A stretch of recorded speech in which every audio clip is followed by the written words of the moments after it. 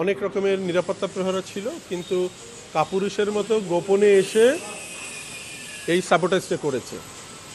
এবং আপনারাও দেখেছেন যে মোটিভটা আগুন লেগেছে, তাতে বোঝা যায় যে উদ্দেশ্য প্রণোদিতভাবে এই মোটিভটা যাতে র্যালিতে না যায় সেই উদ্দেশ্যেই করা হয়েছে।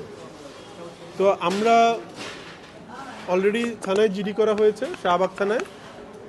পুলিশ তার মতো করে খোঁজখবর নিবে, ব্যবস্থা নিবে। আমরা ঠিক এইমাত্রই একটি উচ্চ ক্ষমতা সম্পন্ন তদন্ত কমিটি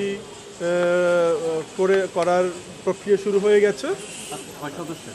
আমরা কলা অনুষদের সম্মানিত ডিন সিদ্দিকুর রহমান খানকে কনভেনার করে, আইন অনুষদের ডিন প্রফেসর ইকরাম হোসেন সদস্য, আমাদের আইসিটি ডাইরেক্টর উনি সদস্য, আমার দুজন অ্যাসিস্ট্যান্ট প্রক্টর সদস্য। এটা করে আমরা জাস্ট মাত্র একটা তদন্ত কমিটি করলাম, তারা কাজ শুরু করে দিবেন।